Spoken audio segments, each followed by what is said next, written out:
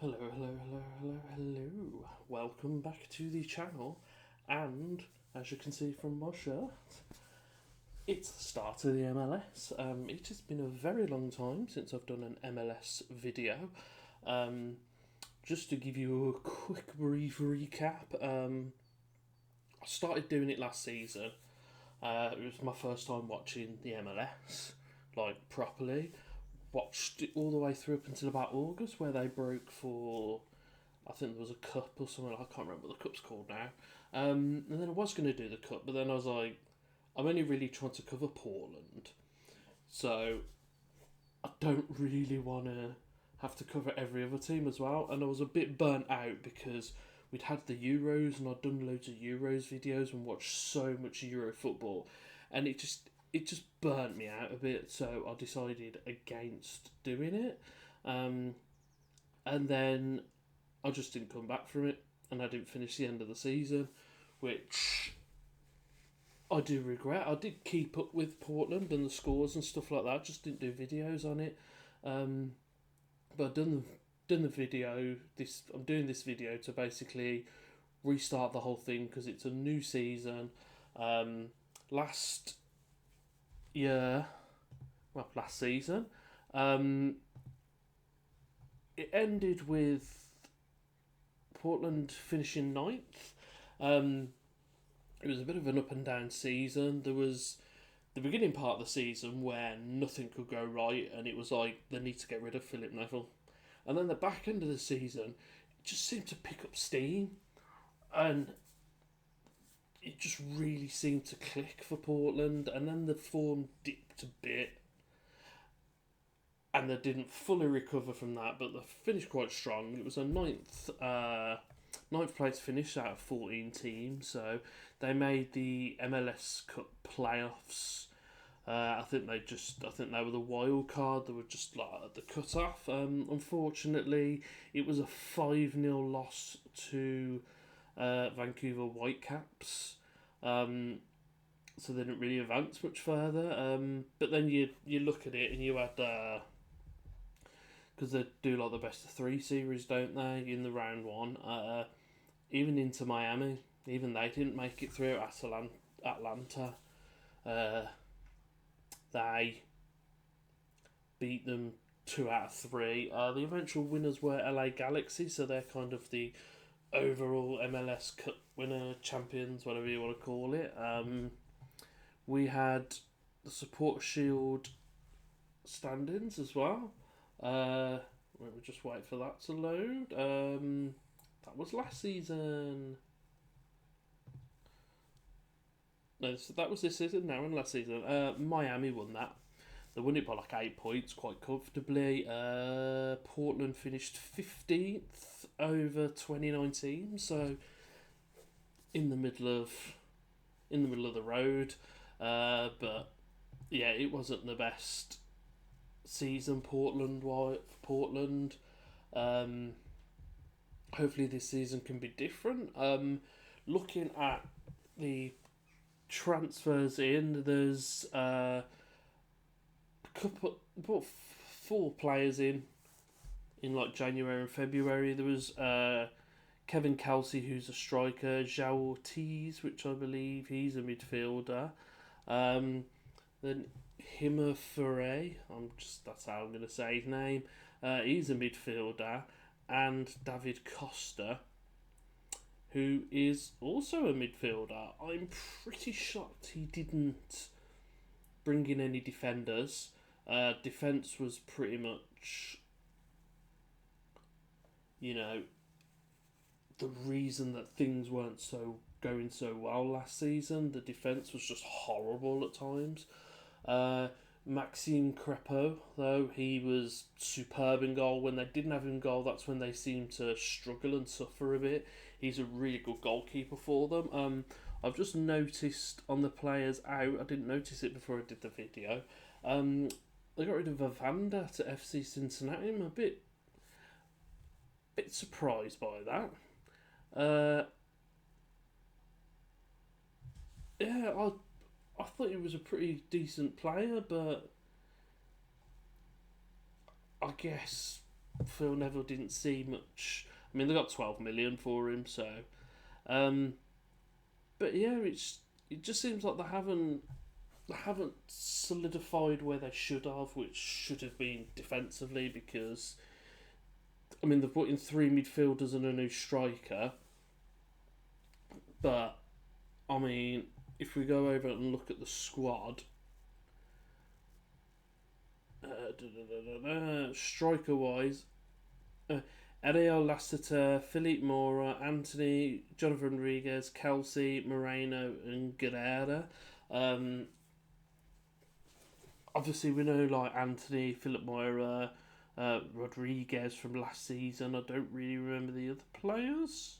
That might just be me, my mind just not being not working very well. There's only six midfielders, which is quite shocking. Like, maybe that's why they bought in the 3 midfielders, because otherwise you've got 3 midfielders, and then it seems like you've got 1, 2, 3, 4, 5, 6, 7, 8, 9 defenders, but they're the same names from last season. And how that Kamal Miller is still playing for Portland, I don't know. But still got Crepeau and Pantemis. He's all right when he comes in, but yeah, I don't know. I don't know what the season's going to bring. Hopefully they do that.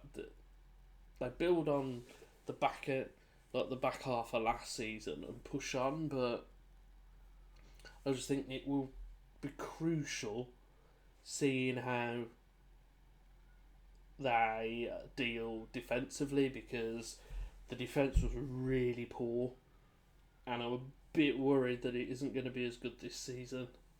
But we'll just have to soldier on and see what happens. But yeah, that's kind of a recap of what happened last season, going into this season, and kind of like the whole thing, how I stopped. I'm going to try not to stop this season. I'm going to try and get the videos out as early as possible. I've rambled on for 7.5 minutes now, so we should probably get into the football, because people are probably watching this and think, don't want to hear this bloke talk, just want to watch the highlights and his reaction. So what we're going to do is we're going to get the game up for the highlights, and we're going to see how Portland did in their first game. And we are ready. This game is against Vancouver Whitecaps. I did read a thing that apparently Vancouver Whitecaps and Portland Timbers have played each other the most out of all they've played each other the most out of every other team. So bit of a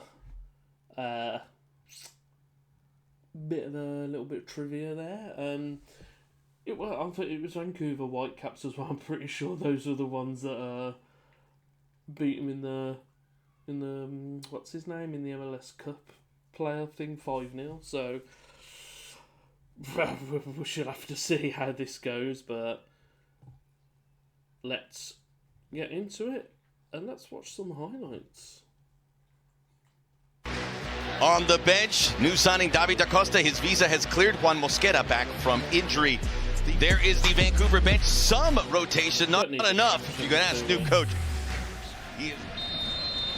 Good look at Providence Park in all its glory. We are underway.